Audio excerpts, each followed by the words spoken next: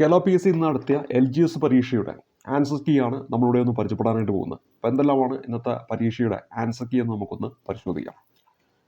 ഇവിടെ ഒന്നാമത്തെ ചോദ്യമായിട്ട് തന്നിരിക്കുന്നത് ബ്രിട്ടീഷുകാർ ഇന്ത്യയിൽ നടപ്പിലാക്കിയ ഭൂനികുതി വ്യവസ്ഥയുമായി ബന്ധപ്പെട്ട ശരിയായ പ്രസ്താവന ഏത് എന്നാണ് നമ്മുടെ ഒന്നാമത്തെ ചോദ്യം. ഈ ഒരു ചോദ്യത്തിൻ്റെ ഉത്തരമായിട്ട് വരുന്നത് ഓപ്ഷൻ എ ആണ്. ബംഗാളിൽ നടപ്പിലാക്കിയ ഭൂനികുതി വ്യവസ്ഥയാണ് ശാശ്വത ഭൂനികുതി വ്യവസ്ഥ എന്നതാണ് ഉത്തരമായിട്ട് വരേണ്ടത്. ചോർച്ചാ സിദ്ധാന്തത്തിന് ഉപജ്ഞാതാവാരെന്നാണ് രണ്ടാമത്തെ ചോദ്യമായിട്ട് ചോദിച്ചത്. ഉത്തരമായിട്ട് വരേണ്ടത് ദാദാഭായ് നവറോജിയാണ്. ദത്തവകാശ നിരോധന നിയമം നടപ്പിലാക്കി ഗവർണർ ജനറൽ ആരെന്നാണ് അടുത്ത ചോദ്യം. ഈ ഒരു ചോദ്യത്തിൻ്റെ ഉത്തരമായിട്ട് വരുന്നത് ഓപ്ഷൻ ബി ആണ്, ഡൽഹൌസി പ്രഭുവാണ്. താഴെ പറയുന്നവയിൽ ശരിയായ പ്രസ്താവന ഏതെന്നായിരുന്നു നമ്മുടെ ചോദ്യം. ഇവിടെ നമ്മുടെ ഉത്തരമായിട്ട് വരുന്നത് ഓപ്ഷൻ ഡി ആണ്. 1857 വിപ്ലവത്തിൻ്റെ ലക്നൌവിലെ നേതാവായിരുന്നു ഹസ്രത്ത് മഹൽ എന്നതാണ് ഉത്തരമായിട്ട് വരിക. ഇന്ത്യയുടെ പതാകയായി ത്രിവർണ്ണ പതാക അംഗീകരിച്ചത് ഏത് സമ്മേളനത്തിലാണെന്നാണ് അടുത്ത ചോദ്യം. ഓപ്ഷൻ എ ആണ് നമ്മുടെ ഉത്തരമായിട്ട് വരുന്നത്. കറാച്ചി സമ്മേളനം എന്നതാണ് ഉത്തരം. ഇന്ത്യൻ ഭരണഘടനയുടെ ആമുഖം തയ്യാറാക്കിയതാരെന്നാണ് ചോദ്യം. ഓപ്ഷൻ എ ആണ് ഉത്തരമായിട്ട് വരിക, ജവഹർലാൽ നെഹ്റു. തിരഞ്ഞെടുക്കപ്പെട്ട രാഷ്ട്രതലവനുള്ള രാജ്യം ഏതു പേരിലാണ് അറിയപ്പെടുന്നതെന്നാണ് ചോദ്യം. ഇവിടെ നമ്മൾ ഉത്തരമായിട്ട് വരുന്നത് ഓപ്ഷൻ ബി ആണ്, റിപ്പബ്ലിക് എന്നാണ്. ക്ഷേമരാഷ്ട്ര സങ്കല്പത്തെക്കുറിച്ച് ഇന്ത്യൻ ഭരണഘടനയിൽ എവിടെയാണ് പ്രതിപാദിച്ചിരിക്കുന്നത്? നിർദ്ദേശ തത്വങ്ങൾ എന്നതാണ് ഉത്തരമായിട്ട് വരിക. ഇന്ത്യൻ ഭരണഘടനയുടെ മൗലികാവകാശങ്ങളുമായി ബന്ധപ്പെട്ട ശരിയായ പ്രസ്താവന ഏതെന്നാണ് അടുത്ത ചോദ്യം. മൗലികാവകാശങ്ങൾ ഭാഗം 3 ഉൾപ്പെട്ടിരിക്കുന്നു എന്നതാണ് ഉത്തരം. ഓപ്ഷൻ സി ആണ് നമ്മുടെ ഉത്തരം. ഇന്ത്യൻ ഭരണഘടനയുടെ അനുച്ഛേദം 21 എന്തിനുള്ള അവകാശമാണ് ഉറപ്പു നൽകുന്നത്? ഇവിടെ നമ്മുടെ ഉത്തരമായിട്ട് വരേണ്ടത് ഓപ്ഷൻ ഡി ആണ്, വിദ്യാഭ്യാസത്തിനുള്ള അവകാശമാണ്. മലബാറിലെ കർഷക കലാപങ്ങളെ പറ്റി പഠിക്കാൻ ബ്രിട്ടീഷുകാർ നിയമിച്ച കമ്മീഷൻ ആരെന്നാണ് നമ്മുടെ ചോദ്യം. ഇവിടെ നമ്മുടെ ഉത്തരമായിട്ട് വരേണ്ടത് വില്യം ലോഗൻ കമ്മീഷനാണ്. ഓപ്ഷൻ എ ആണ് ഉത്തരമായിട്ട് വരിക. കുറിച്യ കലാപത്തിൻ്റെ നേതാവ് ആരാണ്? ഉത്തരമായിട്ട് വരേണ്ടത് രാമൻ നമ്പിയാണ്. സർവ്വ വിദ്യാധിരാജൻ എന്നറിയപ്പെടുന്ന ആരെന്നാണ് നമ്മുടെ ചോദ്യം. ചട്ടമ്പി സ്വാമികളാണ്. ഓപ്ഷൻ എ ആണ് ഉത്തരമായിട്ട് വരിക. സാമൂഹികമായി അടിച്ചമർത്തപ്പെട്ടവരുടെ ബൈബിൾ എന്നറിയപ്പെടുന്ന പത്രം ഏതെന്നാണ് നമ്മുടെ ചോദ്യം. ഓപ്ഷൻ സി ആണ്, മിതവാദിയാണ് ഉത്തരമായിട്ട് വരിക. കലുമാല പ്രക്ഷോഭത്തിൻ്റെ നേതാവ് ആരെന്നാണ് നമ്മുടെ ചോദ്യം. ഉത്തരമായിട്ട് വരേണ്ടത് അയ്യങ്കാളിയാണ്. G20 കൂട്ടായ്മയിൽ ഉൾപ്പെടാത്ത രാജ്യം ഏതെന്നാണ് നമ്മുടെ ചോദ്യം. ഇവിടെ നമ്മൾ ഉത്തരമായിട്ട് വരുന്നത് സിംഗപ്പൂരാണ്. ഇസ്രയേലിൽ നിന്നും പലസ്തീനിൽ നിന്നും താങ്കളുടെ പൗരന്മാരെ കൊണ്ടുവരാൻ ഇന്ത്യ ആരംഭിച്ച ഓപ്പറേഷൻ്റെ പേരെന്തെന്നാണ് നമ്മുടെ ചോദ്യം. ഇവിടെ നമ്മുടെ ഉത്തരമായിട്ട് വരും ഓപ്പറേഷൻ അജയ് എന്നാണ്. ഓപ്പറേഷൻ അജയ് എന്നതാണ് ഉത്തരമായിട്ട് വരേണ്ടത്. ഓപ്ഷൻ എ ആണ് ഉത്തരം. പട്ടിണി ഇല്ലാതാക്കൽ, സാമൂഹ്യനീതി, തുല്യതയിൽ അധിഷ്ഠിതമായ വളർച്ച, ഈ ഉദ്ദേശത്തോടു കൂടി തുടങ്ങിയ പഞ്ചവത്സര പദ്ധതി എന്നാണ് നമ്മുടെ ചോദ്യം. പട്ടിണി ഇല്ലാതാക്കൽ, സാമൂഹ്യനീതി, തുല്യതയിൽ അധിഷ്ഠിതമായ വളർച്ച, ഈ ഉദ്ദേശത്തോടു കൂടി തുടങ്ങിയ പഞ്ചവത്സര പദ്ധതി എന്നാണ് ചോദ്യം. ഉത്തരമായിട്ട് വരേണ്ടത് 9ാം പഞ്ചവത്സര പദ്ധതിയാണ്. ഇവിടെ ഉത്തരമായിട്ട് വരിക ഓപ്ഷൻ എ ആണ്.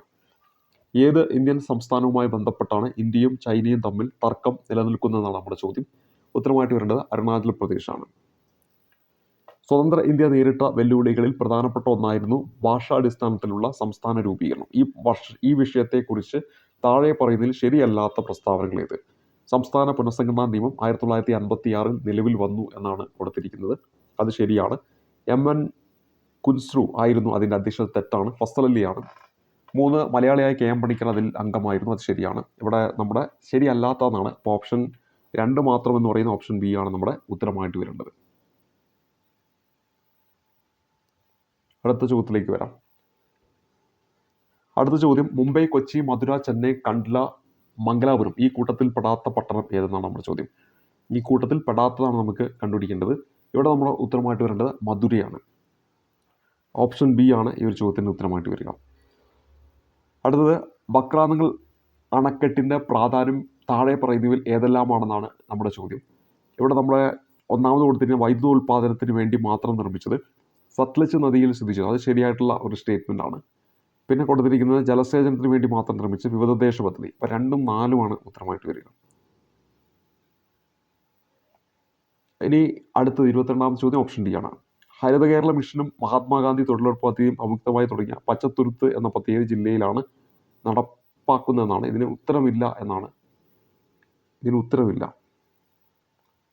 താഴെ പറയുന്നവയിൽ കേന്ദ്ര ആഭ്യന്തര മന്ത്രാലയം നൽകുന്ന ദേശീയ പുരസ്കാരം ഏതെന്നാണ് നമ്മുടെ ചോദ്യം. ഇവിടെ ജീവൻ രക്ഷാ പതക് എന്നതാണ് ഉത്തരമായിട്ട് വരിക. അടുത്തത് നിസാം സാഗർ നദീതട പദ്ധതി ഏത് നദിയിലാണ് സ്ഥിതി ചെയ്യുന്നതെന്നാണ് നമ്മുടെ ചോദ്യം. ഗോദാവരി എന്നതാണ് ഉത്തരമായിട്ട് വരിക. ഇന്ത്യയുടെ ഏറ്റവും തെക്കേറ്റത്തുള്ള മേജർ തുറമുഖം ഏതെന്നാണ് നമ്മുടെ ചോദ്യം. തൂത്തുക്കുടി എന്നതാണ് ഉത്തരമായിട്ട് വരുന്നത്. ദക്ഷിൺ എന്ന സംസ്കൃത പദത്തിൽ നിന്ന് പേര് ലഭിച്ച പീഠഭൂമി ഏതെന്നാണ് നമ്മുടെ ചോദ്യം. ഇവിടെ നമ്മുടെ ഉത്തരമായിട്ട് വരുന്നത് ഡക്കാൻ പീഠഭൂമിയാണ്. ഹിമാചൽ പ്രദേശിനെ ലഡാക്കുമായി ബന്ധിപ്പിക്കുന്ന ചുരം ഏതെന്നാണ് നമ്മുടെ ചോദ്യം. ഹിമാചൽ പ്രദേശിനെ ലഡാക്കുമായി ബന്ധിപ്പിക്കുന്ന ചുരമാണ് ബാരാലാച്ചില ചുരം. ഓപ്ഷൻ എ ആണ് നമ്മുടെ ഉത്തരമായിട്ട് വരിക. ഏത് രേഖാംശത്തിലെ സമയമാണ് ഇന്ത്യയുടെ പൊതുവായ സമയമായി അംഗീകരിച്ചിട്ടുള്ളത്?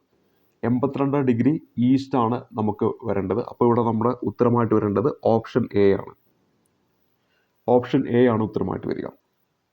ബൽവത് റായ് മേത്ത കമ്മിറ്റി, അശോക് മേത്ത കമ്മിറ്റി എന്നിവയിൽ നിന്നുള്ള എന്തെല്ലാം നിർദ്ദേശങ്ങളാണ് ഇന്ത്യയുടെ 73, 74 ഭരണഘടനാ ഭേദഗതിയിൽ ഉൾപ്പെടുത്തിയിരിക്കുന്നത്? അപ്പോൾ ഇവിടെ നമ്മുടെ ഉത്തരമായിട്ട് വരേണ്ടത് ത്രിതല പഞ്ചായത്ത് സംവിധാനം എന്നത് ഉൾപ്പെടുത്തിയിട്ടുണ്ട്. ഗ്രാമപഞ്ചായത്തിൽ പരോക്ഷ തിരഞ്ഞെടുപ്പ് എന്നതും ഉൾപ്പെടുത്തിയിട്ടുണ്ട്. അപ്പോൾ ഇവിടെ നമ്മുടെ ഉത്തരം എന്ന് പറയുന്നത് ഓപ്ഷൻ ബി ആണ് ഉത്തരമായിട്ട് വരിക. പ്രാചീന ശിലായുഗത്തെക്കുറിച്ച് വിവരങ്ങൾ നൽകുന്ന കേരളത്തിലെ പ്രദേശം ഏതെന്നാണ് ചോദ്യം. എടക്കൽ ഗുഹ എന്നതാണ് ഉത്തരമായിട്ട് വരിക. കേരളത്തിലെ ആദ്യത്തെ ജലവൈദ്യുത പദ്ധതി എന്നാണ് പള്ളിവാസൽ എന്നതാണ് ഉത്തരമായിട്ട് വരിക. 32ാമത് ചോദ്യം പള്ളിവാസൽ. കേരളത്തിലെ ഏറ്റവും വലിയ കോട്ട സ്ഥിതി ചെയ്യുന്നത് ഏത് വില്ലേജിലാണ്? ഈ ഒരു ചോദ്യത്തിൻ്റെ ഉത്തരമായിട്ട് വരുന്ന പള്ളിക്കര എന്നതാണ്. പള്ളിക്കര ഏത് വില്ലേജ് എന്നാണ് ചോദിച്ചത്. ഇവിടെ നമ്മൾ ഉത്തരം പള്ളിക്കരയാണ്. സഞ്ചാര സ്വാതന്ത്ര്യത്തിനായി കേരളത്തിൽ നടന്ന പ്രധാന പ്രക്ഷോഭം താഴെ പറയുന്നതിൽ ഏതാണെന്നാണ്. സഞ്ചാര സ്വാതന്ത്ര്യമാണ്. ഇവിടെ നമ്മുടെ ഉത്തരമായിട്ട് വരുന്നത് ഓപ്ഷൻ ഡി ആണ്, വൈക്കം സത്യാഗ്രഹമാണ്. താഴെ പറയുന്നതിൽ ഏത് വിളയുടെ ഉൽപ്പാദനത്തിലാണ് സംസ്ഥാന അടിസ്ഥാനത്തിൽ കേരളത്തിന് 2ാം സ്ഥാനമുള്ളതെന്നാണ് നമ്മുടെ ചോദ്യം. ഇവിടെ നമ്മുടെ ഉത്തരമായിട്ട് വരുന്നത് കാപ്പിയാണ്. 1859 കേരളത്തിൽ എവിടെയാണ് ആദ്യത്തെ കയർ ഫാക്ടറി ആരംഭിച്ചത്? ഇവിടെ ഉത്തരമായിട്ട് വരിക ആലപ്പുഴയാണ്. മലയാളം സംസാരിക്കുന്ന പ്രദേശങ്ങൾ ഉൾപ്പെടുത്തി കേരളം രൂപീകരിക്കണം എന്ന് പരാമർശിക്കുന്ന ആദ്യകാല ഗ്രന്ഥം ഏതാണെന്നാണ് നമ്മുടെ ചോദ്യം. ഉത്തരമായിട്ട് വരേണ്ടത് 1.25 കോടി മലയാളികൾ. താഴെ പറയുന്നതിൽ ആനമുടിയെക്കുറിച്ചുള്ള തെറ്റായ പരാമർശം ഏതാണെന്നാണ് നമ്മുടെ ചോദ്യം. ഈ ഒരു ചോദ്യത്തിൻ്റെ ഉത്തരം എന്ന് പറയുന്നത് ഓപ്ഷൻ സി ആണ്. കേരളത്തിലെ വയനാട് ജില്ലയിൽ സ്ഥിതി ചെയ്യുന്നു എന്ന് പറയുന്നത് തെറ്റാണ്. ഇന്ത്യൻ ഉപദ്വീപീയ പീഠഭൂമിയിലെ ഏറ്റവും ഉയരമേറിയ കൊടുമുടി ഇരവികുളം ദേശീയോദ്യാനം ഉൾപ്പെടുന്ന പ്രദേശം ഏകദേശം 2695 മീറ്റർ ഉയരം. എല്ലാം ശരിയാണ്. കേരളത്തിൻ്റെ കായിക തലസ്ഥാനം എന്നറിയപ്പെടുന്നത് ഏത് സ്ഥലമാണെന്നാണ് 39ാമത്തെ ചോദ്യം. ഇവിടെ നമ്മൾ ഉത്തരമായിട്ട് വരേണ്ട കോതമംഗലമാണ്. 2025 G20 ഉച്ചകോടിക്ക് വേദിയാകുന്ന രാജ്യം ഏതാണ്?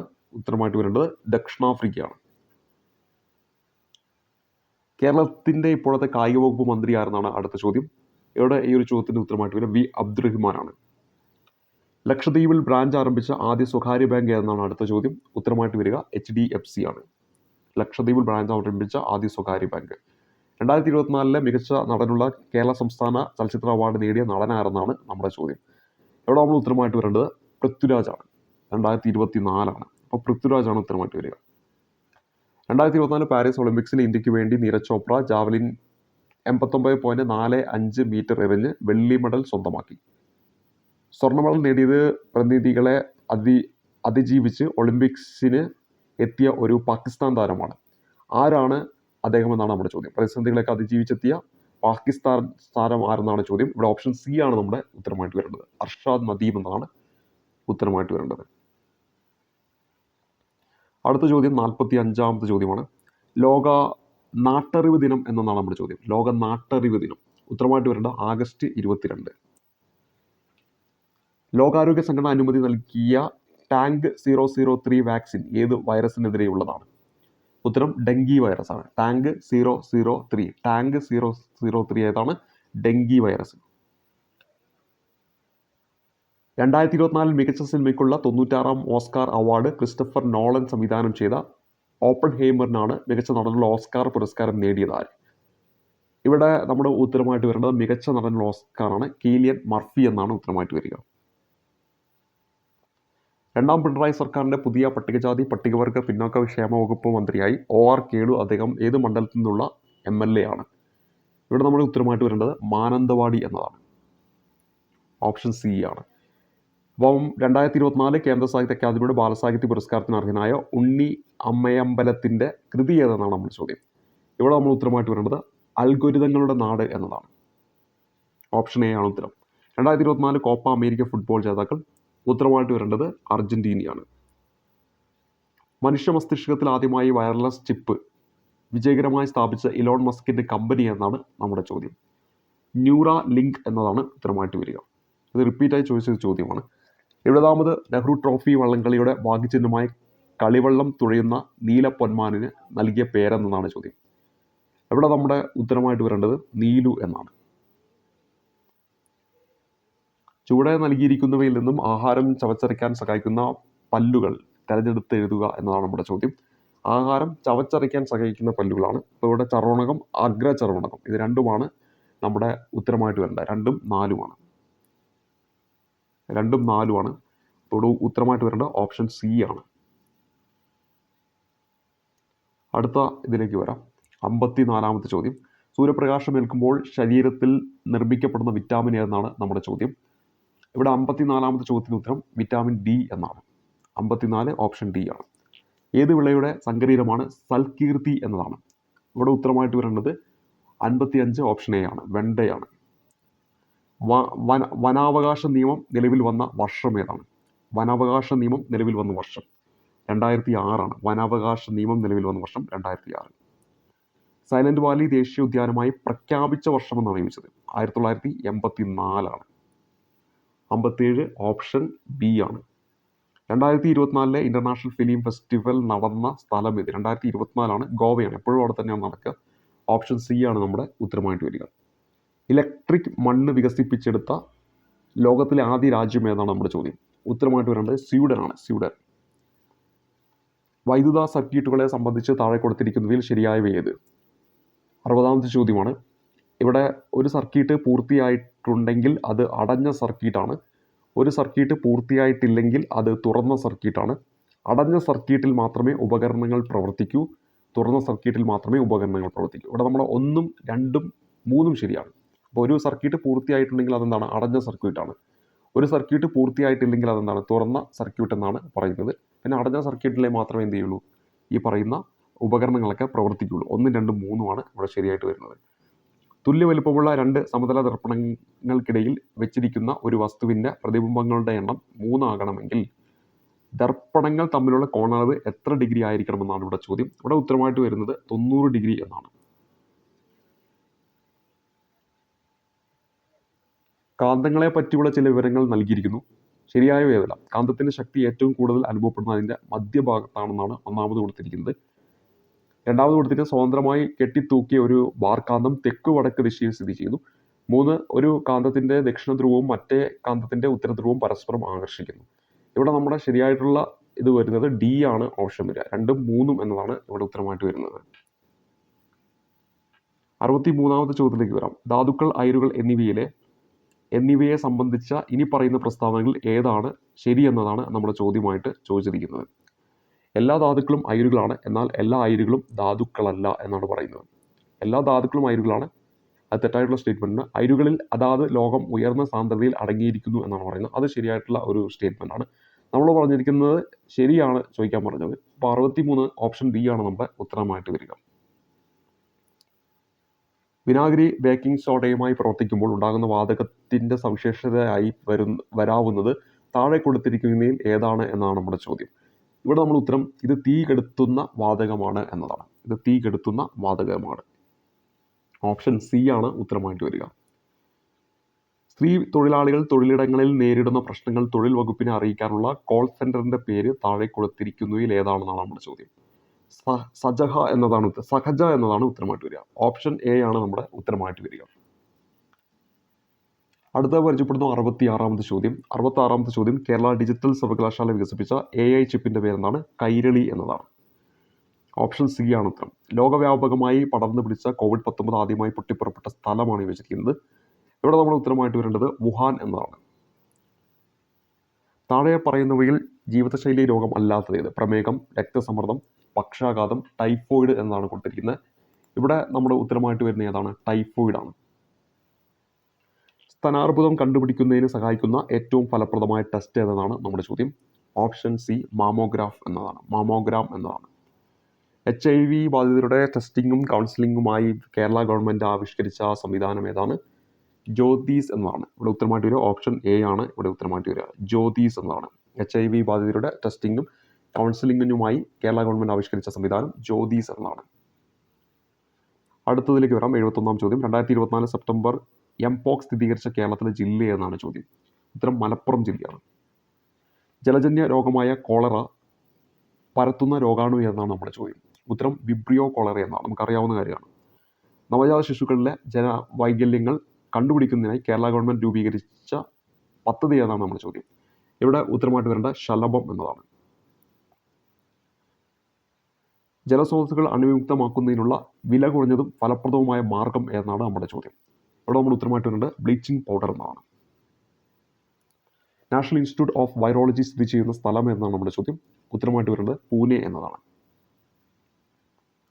താഴെ പറയുന്നവരിൽ ആരാണ് കേന്ദ്ര ആരോഗ്യ കുടുംബക്ഷേമ വകുപ്പ് മന്ത്രി എന്നാണ് നമ്മുടെ ചോദ്യം. കേന്ദ്ര ആരോഗ്യ കുടുംബക്ഷേമ വകുപ്പ് മന്ത്രി JP നഡ്ഡയാണ്. ഓപ്ഷൻ സി ആണ് ഉത്തരം. ജീവിതശൈലി രോഗങ്ങളെ നിയന്ത്രിക്കുന്നതിനായി കേരള ഗവൺമെൻറ് രൂപീകരിച്ച നൂതന പദ്ധതി ഏതാണ്? ഇവിടെ നമ്മൾ ഉത്തരമായിട്ട് വരിക അമൃതം ആരോഗ്യം എന്നതാണ്. താഴെ പറയുന്നവയിൽ ഏത് മാർഗേണയാണ് ഹെപ്പറ്റൈറ്റിസ് എ പകരുന്നതെന്നാണ് നമ്മുടെ ചോദ്യം. ഉത്തരം മലിനമായ ഭക്ഷണപാനീയങ്ങളിൽ കൂടിയാണ്. ഉത്തരമായിട്ട് വരുന്ന ഓപ്ഷൻ ഡി ആണ്. ബ്രിട്ടനിൽ കണ്ടെത്തിയ പുതിയ രക്തഗ്രൂപ്പ് നൽകിയിരിക്കുന്ന പേരെന്താണ്? ഉത്തരമായിട്ട് വരേണ്ട MAL എന്നാണ്. MAL. 80-ാമത്തെ ചോദ്യത്തിലേക്ക് വരാം. താഴെ പറയുന്നവയിൽ ജന്തുജന്യ രോഗങ്ങൾ എന്ന വിഭാഗത്തിൽ പെടുന്ന രോഗങ്ങൾ ഏതെല്ലാമാണ്? ഇവിടെ നിപ്പയും വരുന്നുണ്ട്, അതുപോലെ തന്നെ എംപോക്സും വരുന്നുണ്ട്. 1ഉം 3ഉമാണ് ഉത്തരമായിട്ട് വരിക. ഓപ്ഷൻ എ ആണ് നമ്മുടെ ഉത്തരമായിട്ട് വരിക. അടുത്തത് മാത്സുമായി ബന്ധപ്പെട്ട ചോദ്യമാണ്. ഇവിടെ 81-ാം ചോദ്യത്തിൻ്റെ ഉത്തരമായിട്ട് വരുന്നത് ഓപ്ഷൻ സി ആണ് ഉത്തരമായിട്ട് വരുന്നത്. അടുത്ത ചോദ്യം 82-ാം ചോദ്യം. അവിടെ നമ്മുടെ ഉത്തരമായിട്ട് വരുന്നത് ഓപ്ഷൻ 82-ാം ചോദ്യത്തിൽ ഓപ്ഷൻ ഡി ആണ് ഉത്തരമായിട്ട് വരുന്നത്. 83-ാമത്തെ ചോദ്യത്തിലേക്ക് വരുമ്പോൾ അവിടെ ഉത്തരമായിട്ട് വരുന്നത് ഓപ്ഷൻ എ ആണ്. 84-ാമത്തെ ചോദ്യത്തിൻ്റെ ഉത്തരമെന്ന് പറയുന്നത് 0.5 എന്നതാണ്. ഓപ്ഷൻ ബി ആണ് ഉത്തരമായിട്ട് വരിക. അടുത്ത ചോദ്യത്തിന് ഉത്തരമില്ല എന്നാണ്. അടുത്ത ചോദ്യത്തിന് ഉത്തരമില്ല. 86-ാമത്തെ ചോദ്യം 9:10 എന്നാണ് ഉത്തരമായിട്ട് വരിക. 9:10 എന്നാണ്.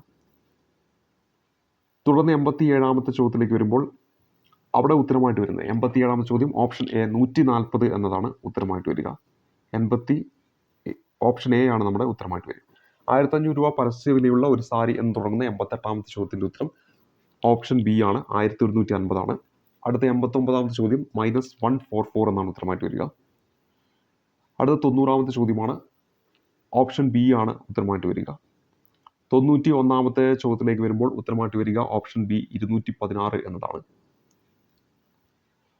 92-ാമത്തെ ചോദ്യത്തിലേക്ക് വരുമ്പോൾ 92-ാമത്തെ ചോദ്യത്തിൻ്റെ ഉത്തരമെന്ന് പറയുന്നത് ഓപ്ഷൻ ഡി ആണ്. 21 എന്നതാണ് ഉത്തരമായിട്ട് വരിക.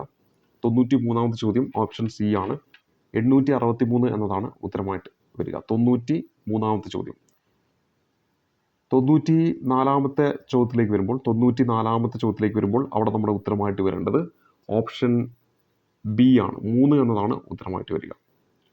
95-ാമത്തെ ചോദ്യം ഉത്തരമായിട്ട് വരേണ്ടത് ഓപ്ഷൻ ഡി ആണ് ഉത്തരമായിട്ട് വരിക. 96-ാമത്തെ ചോദ്യം ഓപ്ഷൻ സി ആണ് ഉത്തരമായിട്ട് വരിക. 97-ാമത്തെ ചോദ്യം ഓപ്ഷൻ ഡി ആണ് ഉത്തരമായിട്ട് വരിക. 98-ാമത്തെ ചോദ്യം ഓപ്ഷൻ സി ആണ് ഉത്തരമായിട്ട് വരിക. 99-ാമത്തെ ചോദ്യം ഓപ്ഷൻ ബി ആണ് ഉത്തരമായിട്ട് വരിക. 100-ാമത്തെ ചോദ്യം ഓപ്ഷൻ ഉത്തരമായിട്ട് വരേണ്ടത് ഡി ആണ് ഉത്തരമായിട്ട് വരേണ്ടത്. ഇത്രയും ചോദ്യങ്ങളാണ് നമ്മുടെ LGS പരീക്ഷയ്ക്ക് ചോദിച്ച ചോദ്യങ്ങൾ. അവയുടെ ഉത്തരങ്ങളുമാണ് നമ്മളിവിടെ പരിചയപ്പെടുത്തിയത്.